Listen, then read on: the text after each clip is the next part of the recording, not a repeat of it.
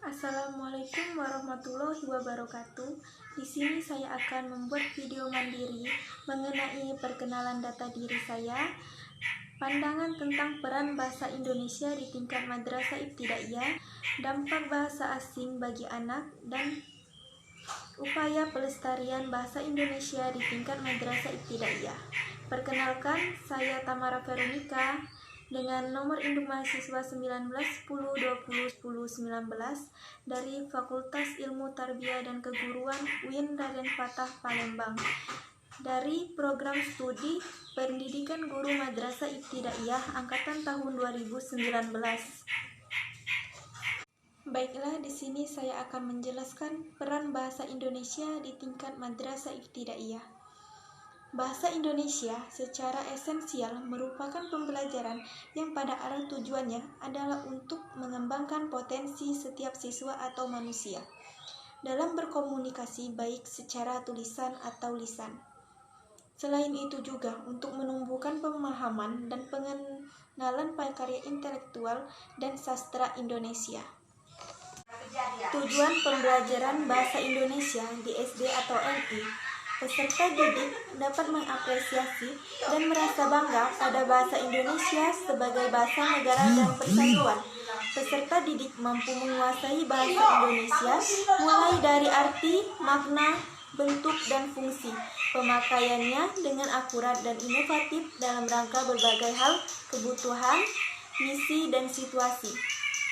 Peserta didik mempunyai kapabilitas dalam kemampuan berpikir dan berbahasa secara solid.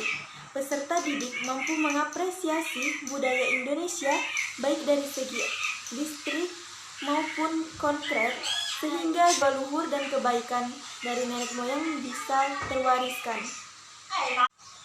Baiklah, di sini saya akan menjelaskan dampak bahasa asing.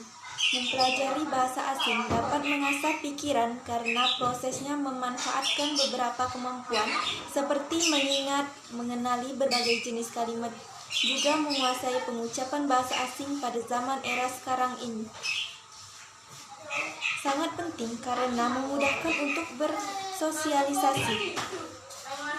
Di sini saya akan menjelaskan manfaat belajar bahasa asing, yang terdiri anti-stres, daya ingat lebih kuat, berpikir rasional, dan anak lebih menjadi kreatif. Anti-stres, anak yang mempelajari bahasa asing akan memiliki keterampilan bahasa, justru akan tumbuh lebih percaya diri. Dan yang kedua, daya ingat lebih kuat.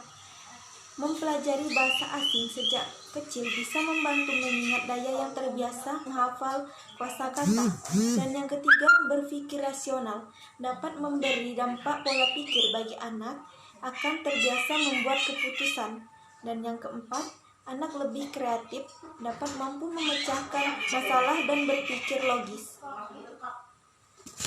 Kemudian di sini saya akan menjelaskan upaya pelestarian bahasa daerah.